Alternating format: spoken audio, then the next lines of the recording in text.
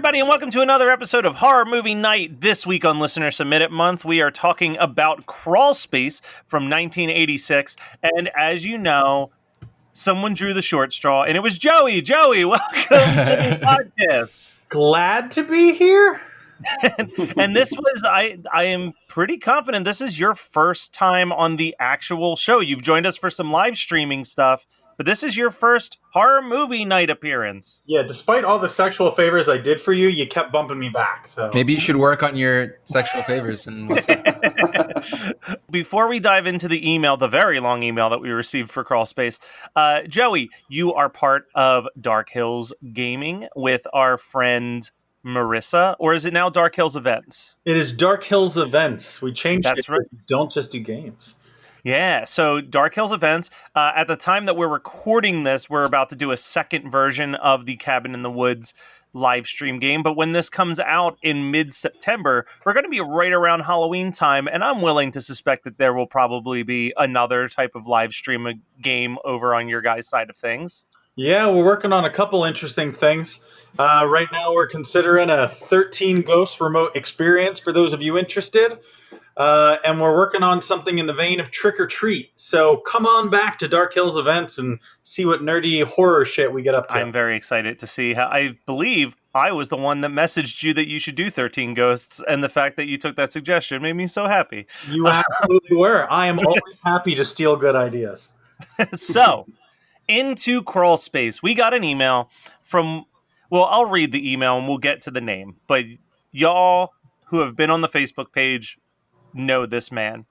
It says, I found you guys during the shitstorm that is 2020, and I'm super glad that I have. You are great, and listening at work just feels like I'm hanging out with friends talking shit on movies. So thank you. I've only got 78 episodes left on your Patreon list, and then onto your Patreon list. I've been wanting to say this for a long time, but Spaced Invaders is tight as fuck. Fuck all of you. I've got Matt's back on this. No, I will not rewatch it because I'm 35 years old. Now, Crawlspace. This is by far one of my favorite movies, and I don't know many people who know it. But it's got a director that went on to direct other movies, and a writer that I know at least wrote one movie, which is this masterpiece. And according to IMDb, it's got actors that appeared in other movies. It's rated a 4.2 on the tomato meter by 11 whole people. I know that there's at least one other person that's seen it and loved this movie. I won't ruin the plot, but I'll let you know a few things. The opening scene introduced me to a lifelong fascination with lingerie, just like Scott. It's got one of the best landlords that I've ever seen in a movie. And did I mention that he's an inventor as well? He creates the best banana slicer in the entire world. There's also 0 dog deaths, as far as I can recall, and not a single rape scene that I can remember. Yet there is a death by anal. How? Well, you'll have to watch and find out. Also, there's boobs. And yeah, I'm glad I found your show because I've been watching horror since I was a little kid. I remember going to the local video store, walking around the horror section for hours, and the good old days where you didn't have to be 18 to rent an R-rated movie. But thanks, and keep it up, Chris Robinson.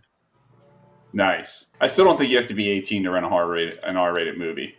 Well, no, you just click it on your Netflix. yeah. So first thing I noticed when I hit play on this movie was Chucky B. This is a Chucky band presentation. Yep, it is. And it shows.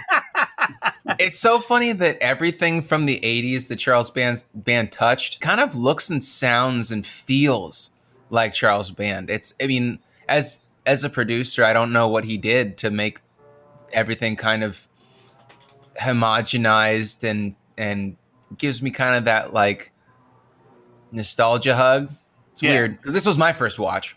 This was my first watch. Joe, I think you said this was your first watch as well, but we had a conversation about remembering the box art to this. Yeah, it's so you could say that about so many movies from this era. Like the box art was better than the film itself.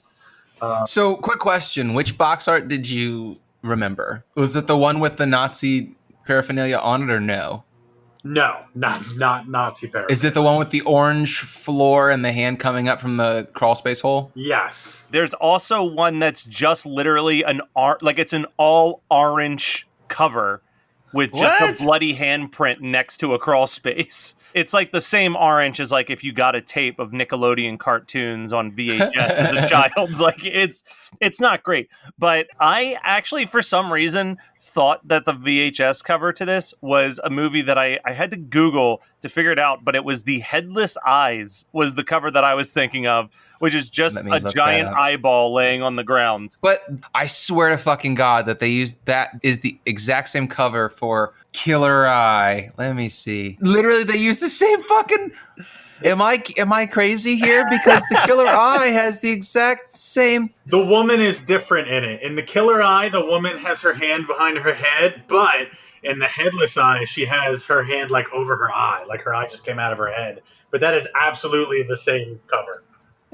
Holy shit. So we dive into Crawlspace. I think that it's worth noting, since we're talking about the posters, that Charles Band was infamous, especially during the years of Empire, which was the company he did before Full Moon, where they would just have a group of guys drawing up posters with names. And they wouldn't sell him movie scripts. They would show him posters.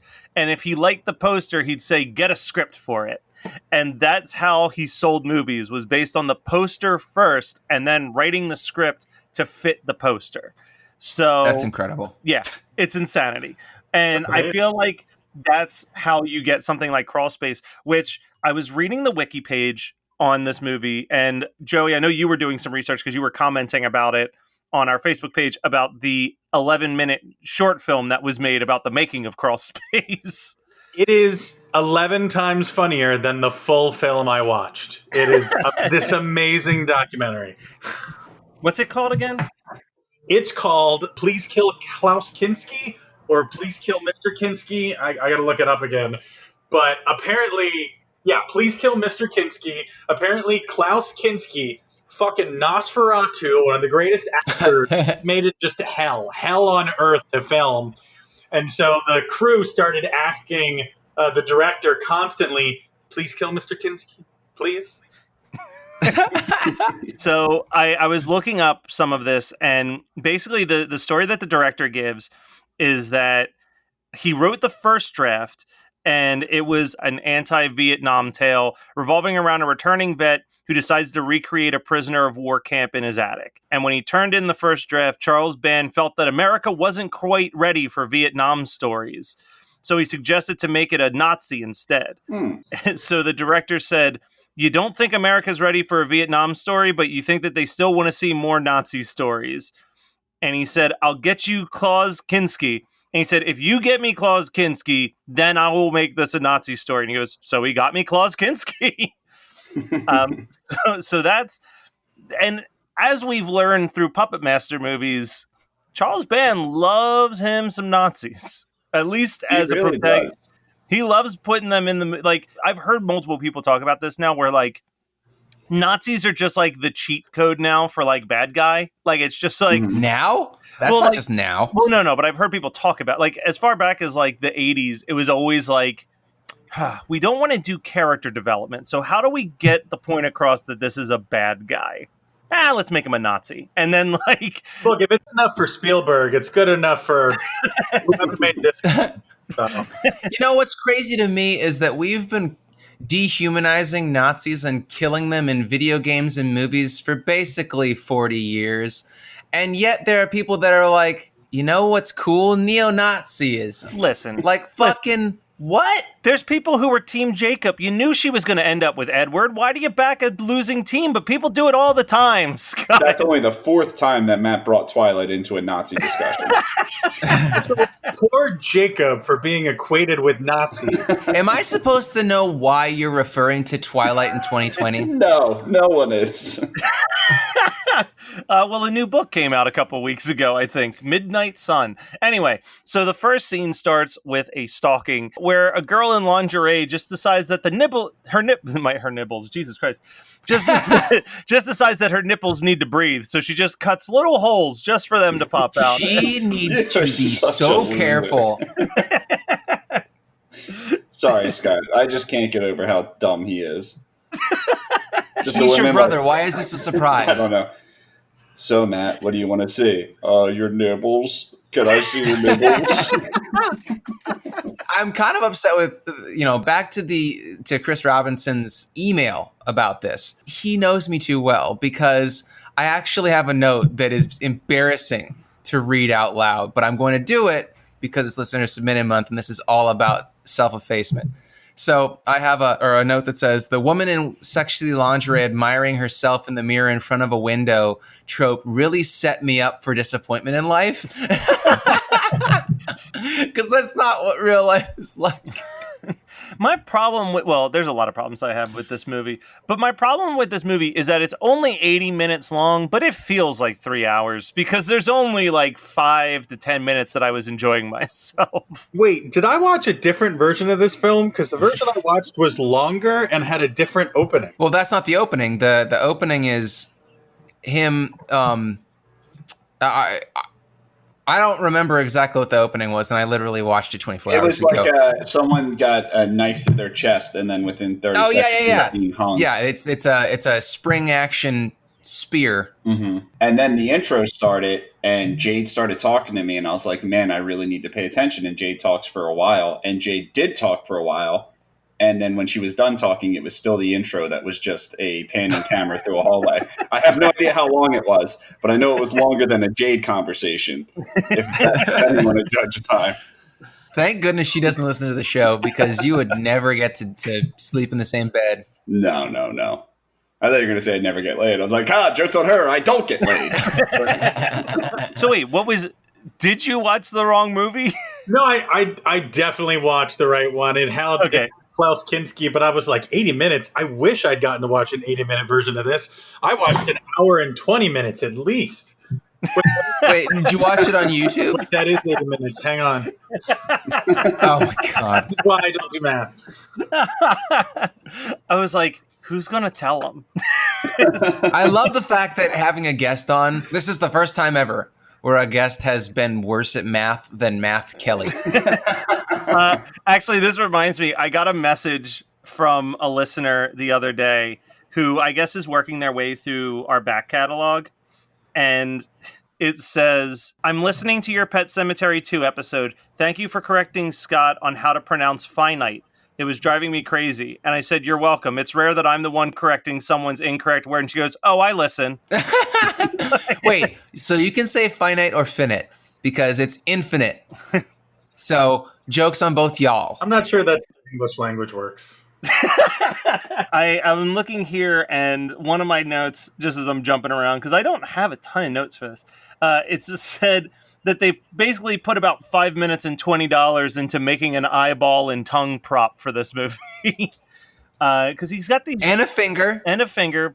But he's just got these, like, jars of body parts, and they really look like any person's Halloween decor that they made themselves. No, it's the stuff that they got from fucking, like, not even Halloween Express or Spirit Halloween or anything. It's like the Joanne Fabrics or Michaels. Yeah, they just went to Walmart and grabbed like a tongue. Yeah, exactly. Killer tongue. Also a movie we won't watch. Another one of my notes says, I think she's lip syncing. And then later oh my God, that song is so bad. And then later on it just says, oh, well, she's definitely lip syncing here because she's already dead. Oh, man. But yeah, this movie's like, I mean, I applaud it. They're trying to do a lot with a little here. They clearly have a set and they've got a couple actors. No, they got two sets. They have an apartment room. And that, well, actually, I guess that's not a set. They did most of those actually in an apartment building, so they wouldn't have to build anything. And then they have the crawl space set. Yeah, that's what I mean. It's like we got the crawl space set, and we rented an apartment building. And from the looks of it, it probably wasn't a very expensive apartment building to rent. It looks like it's a little run down. I mean, keep in mind that this is Charles Band, who is infamous for his family owns a castle in Europe, and he just refurbishes it for every movie, so they save money. So this is probably actually just a redone area of the castle to look like a staircase in an apartment complex. That would make more sense, because aren't they located in LA or no? They're located in LA, but they film everything in Europe. Yeah. Okay, I was gonna say because in LA, Still? like a rundown apartment is like $8,000 a month. So Yeah. Hey, Brian, I don't know if you remember, but you're not the Kelly brother that lived in that city. So I can't talk about it. I mean, he's not wrong. My shithole was $2,000 a month for like a room the size of a modest kitchen in an apartment. So like it was it's expensive out there. It sucks. So I can't imagine having to rent an entire apartment to shoot this trash. But I mean it's okay. It's okay. I mean, I shared that there's a Scream Factory sale where these are going out of print, and I was like, I don't need it. Like I still No. yeah, I love that Screen Factory is like, these didn't sell well enough. We're not gonna Yeah. not gonna bring them back. Yeah, we're not doing another pressing of this. I did drop $100 on that though. So back to Crawlspace. Like the movie that no one wants to talk I was about. gonna say, am I just being too hard on this, or did everyone else kind of just feel like, it's a movie? I mean, it wasn't as bad as the last 2 weeks. I was gonna say you were very upset when we recorded My Mom is a Werewolf. You seem in much more chipper spirits, but that could also be because we recorded a Varsity Blues Patreon episode. There are a few things that make me happier than talking about James Van Der Beek in the 90s. So that helps a lot. So I want to imagine an alternate timeline where Donald Trump isn't president and we didn't watch this movie right after watching Rumpelstiltskin and My Mom is a Werewolf, where we can be a little bit more critical of the world instead of like, well, this isn't as bad as that. Yeah. I mean, I feel like, but here's the thing that I think with Chris, because Chris said that this was his favorite movie. And I feel like this is absolutely one of those movies, though, where like, I don't know, if I rented this when I was like 14, I'd probably be like, yeah, I've got nostalgia for Crawlspace. But like watching it for the first time in my 30s, I was just like, Child's Ben, you've done so many better movies than this. It's just so middle of the road. Like, it's super forgettable. It's always been on my to-do list, and that's why I picked, because like for people that don't know, the way that we do listener submitted month is that we normally say, we put out an open call around, whatever, June or something to get people to send in emails for suggestions and immediately regret it. Because I love the fact that people listen to our show and are entertained, but I don't think that they get that the entertainment isn't necessarily from us watching bad movies. It's from us riffing on fun things that happen in movies that are questionable, because they're like, you should watch Rumpelstiltskin, you should watch My Mom's a Werewolf. Those movies are impossible to get 20 to 30 minutes of comedy out of because they are just so threadbare. But that's why we bring in heavy hitters like Joey and Bacon and Stephen Bay, because... Are they going to come back after one time of having to watch that shit, though? Like, it's a one and done. Like, we're burning bridges left and right. I don't know. Joey, you'll come back if we asked you, right? I'm easy. But yeah, what are some of your thoughts, Joey? Let's give you some spotlight to talk about Crawlspace. So if I saw Crawlspace when I was 14, I probably would have vomited, because this movie has a dirty feeling, or at least that's how it would have seemed in the 1980s. Watching it now, it fluctuates between, ugh, that's nasty and morally weird, to what the fuck is going on? Like, why is this guy who's come here to have sex with this woman so, like, not eager to have sex with this woman? He also has a problem of coming too soon and then not at all.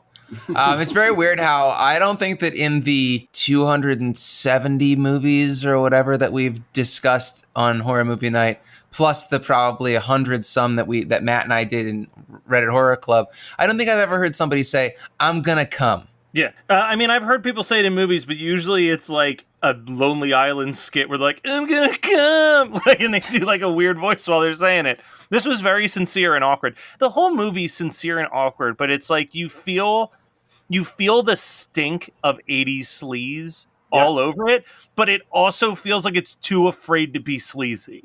Like, we've watched sleazier movies than this. You know what I mean? Dear God. Yeah. We have watched so many sleazier movies. There was a time, especially in the late 70s, early 80s, where like grindhouse, sleazy, trashy movies.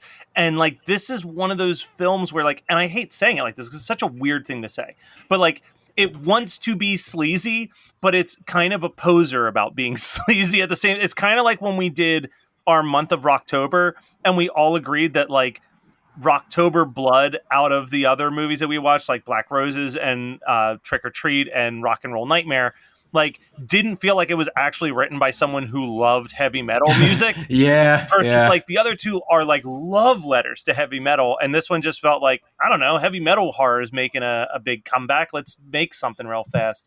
And that's what this feels like. It feels like we want to be sleazy, but we want to make sure that we get that R rating that gets us into like normal movie theaters at the same time. So like it's very safe and never goes far enough with anything. And it doesn't fit the mold for Full Moon Pictures for me. It's Empire, but still, yeah. Okay. All right. Well, that makes sense. Because I was going to say, like, Full Moon is like great horror for kids, in my opinion.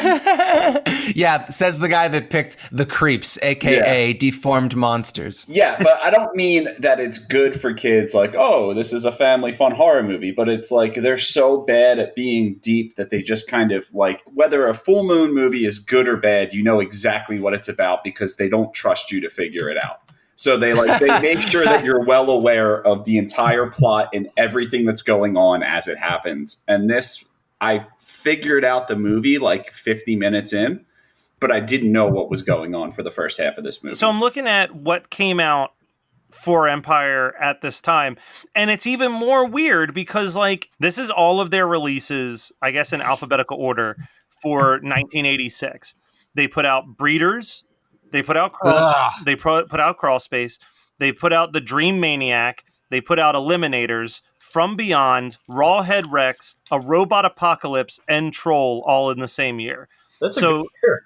Actually, sorry, and TerrorVision and Vicious Lips. It was a big year for Empire. You know what's so funny is that there are two movies on that. Well, there's one really good movie in that. There's only really one masterpiece, From Beyond. Of course. But then Troll and TerrorVision, good times. I mean, I love Troll. And I like TerrorVision. You love TerrorVision and like Troll. That is, you know what? Nothing has summed up our friendship and why we disagree than that sentence. I like my Prada bag, but I love my whatever shoes. Yeah, but you don't have those shoes, so that's why you love your Prada bag. Can you ever just be whelmed? Okay, so the one thing that made me actually laugh out loud while I was watching this movie is the sequence towards the end where our villain is gliding through vents on a cart, and vents that are wide enough for a human body to just glide through is like insanity to me. So good. That was the only good part of the movie, in my opinion. Hey, this man was clearly very thorough in his build. He was able to create a device that's just a knife on a really long pole that always. So one of the notes that really there's no context of bringing it up, but there's the guy who knows that this guy is insane, and he's like kind of doing all this investigating. And I just wrote down that dude's nose is a perfect obtuse triangle, which is like one of the weirdest things I've ever written. But it does. It looks like it's a. So I guess we're body shaming. Thanks, Matt. Yeah. You piece of shit. I wrote, if you actually see the notes, it says that dude's nose is a perfect triangle, and then there's like a little like sandwich thing to let me know obtuse triangle. Like I had to make sure that I had the precise type of triangle because it wasn't a normal triangle. It was long line down, long line across, short line to connect. Isn't that an isosceles? Or is isosceles perfect triangle? I don't know. This isn't math night. Let's call our friend Digit Adams and see what the All right, so Crawlspace. I'm gonna say not a recommend on this side. No. I mean, I don't know how this is anyone's favorite movie. I gotta be honest. love you, Chris. Though you're a great dude. We do love you. We do love you, and I don't shame you, but I would like you to message me and explain why. I just want to say that Klaus Kinski still is good ? In this movie. At the very least, he's the thing that makes it most watchable ? Yeah, he's definitely this. Well, because like everyone else is just like stock characters at this. Like it's just like here's the kind of nerdy girl that lives in the apartment. Here's the sexual girl that lives in the apartment. But like I didn't have any money down for neo-Nazi landlord living in the attic that invents ways to torture people. That wasn't an expectation that I had going into this. So it was a nice little twist, I guess. But double features, Joey. as our guest, you always get first pick on what would your double feature with this movie be? With this movie. Oh, shit. You know what? I would go with this, and sticking with the Charles Band, I'd go with, is Puppet Master 2 the one with the Nazi flashback, or is that 3? 3. 3 is, Puppet yeah. Master 3. I'd watch that after this, so I felt better. All right. I will say that with this one, I'm also going to stick with something in the Charles Band universe, but I'm not going into the crawl space. I'm going to check out The Cellar Dweller instead. Ooh. But that movie's not even that great. No, it's not. I've picked it. Didn't I pick that? That was a you pick, but yeah, you know what? I'm grasping for straws. And I'm just going to pick From Beyond because you mentioned it. And because I was like, I have no idea what to double feature with Crawlspace. But since they're both Empire Pictures that came out in the same year, it's perfect. You start with Crawlspace and you're like, well, that was kind of boring and stupid. And then you watch From Beyond and you're like, man, everything about this hits at 100%. You're like, there's where the Crawlspace budget went. Yeah. And how about you, Brian? I would actually put this with, I would follow this up with Tourist Trap. Because I watched Tourist Trap after a long break, and I was very rude to Tourist Trap, and I was very disrespectful to Tourist Trap. And I think that this would save the night. And they're kind of similar as far as, little booby traps. This one sucked as far as booby traps. He didn't have too many. Booby chaps. Booby chaps. Is that what? Booby, the reason that she got her what did Matt say? Nibbles. Instead of nibbles, she cut the bra around her nibbles because she didn't want to get booby chaps. Booby chaps around her nibbles. That is what we have to offer you guys on this episode of Horror. This is a great time to mention that we've got a Patreon that you can pay money for more of this great content. And I'm springing this one on Joey, but the Patreon bonus this week is us chatting a little bit more with Joey about Dark Hills events. So if you want to learn more about Dark Hills events, definitely go check that out. But for you guys who aren't paying for the Patreon, we still want Joey to give a little sneak peek, just like a peek behind the curtain of what Dark Hills events is all about. Dark Hills Events has one simple goal in mind, and it's to turn horror movies into real life. Back when we could all touch each other, we would go out and we'd have these huge events. We'd have a Friday the 13th camp. We had a Bloody Valentine ball that had a Carrie theme. And we will get back there one day. We will get back to bringing horror movies to life and scaring the crap out of you in person. But until then, we are scaring the crap out of you from afar. And if you tune in on a monthly basis, we have started with our Cabin in the Woods remote experience, where we have a small group of players try to survive, and the rest of the audience gets to watch and help kill everybody. And we're coming up devising a whole slew of different remote experiences. We want people to come in and relive their favorite movies in the comfort of their own home, but without having to watch the movies. So there's like a little extra step to it, but it's a step that we think makes it worth it. We like to do stuff for charity from time to time. So if you like to help out, whether it's Scares That Care or whether we're just donating to the Children's Hospital, sometimes we like to help people. Nice. And very, very cool. And while you're on that microphone, Joey, how about you give us one thing that you've watched recently that you give a thumbs up, hard recommend to people? I just, for the first time, watched David Lynch's Dune, and that is a hard recommend. If you want pure insanity and Kyle MacLachlan in weird outfits, please go watch David Lynch's Dune. It was so bad good or good bad that I'm now going to read the book to see how different it is. So aren't you trying to do a book club that's like all of the Dune books? Honestly, it's just the first one. I've heard it. Oh, okay. I've heard it's batshit crazy, and I want to read it with people. I don't want to just go into this alone, Yeah, the first Dune is great, and then pretty much everything else sucks except for, I think, the third book. I've only read the first one, and I was going to get around to reading the third one, but, life is stranger than fiction right now, so I don't see the need to go seek it out. I don't think Brian would remember this, but our Uncle Craig was a toy collector, and he had the full set of Dune action figures that were released as a movie tie-in. That's amazing. Yeah, they were pointless. So I'm going to talk about something that Brian has been telling me to watch for a really long time, and I finally got around to watching it. Upload, which is a series on Amazon Prime. It's from not Michael Schur, Greg Daniels, the creator of The Office.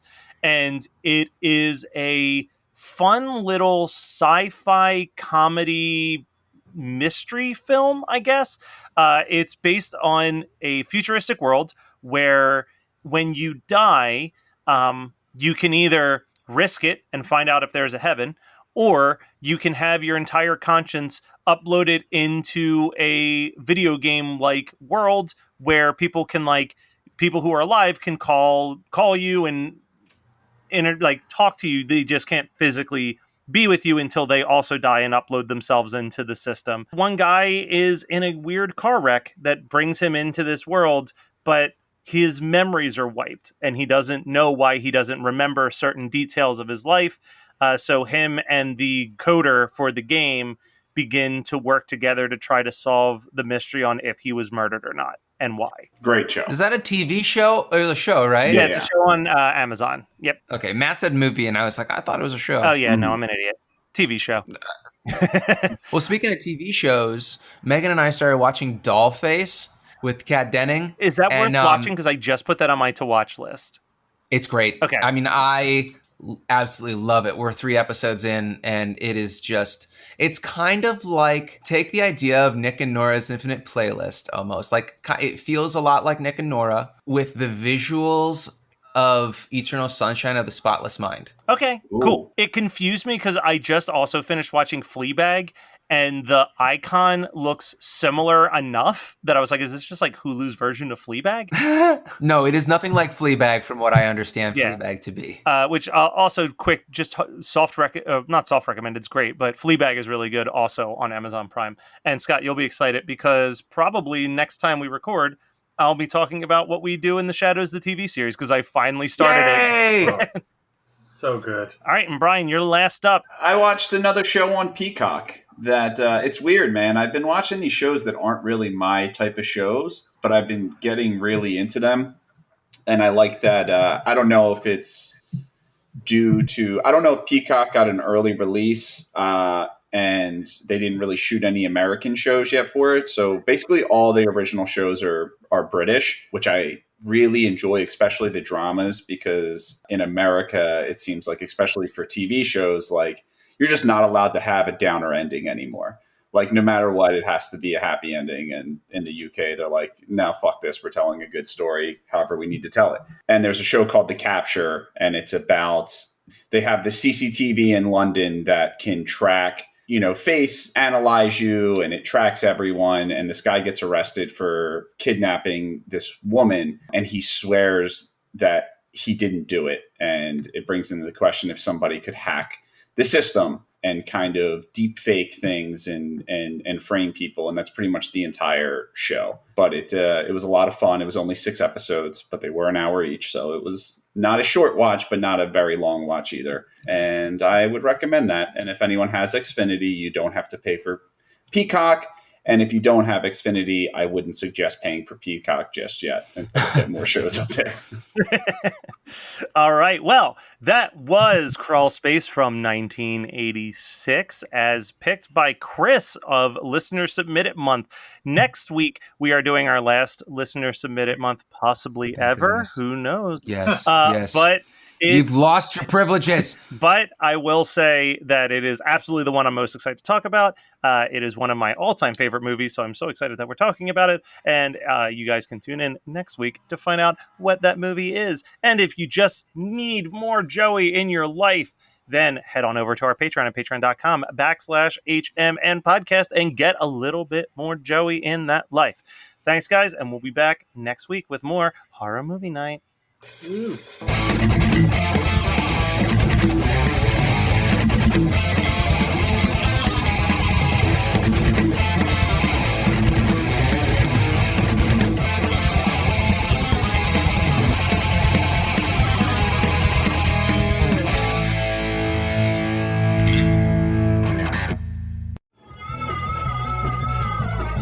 listening to the Geekscape Network.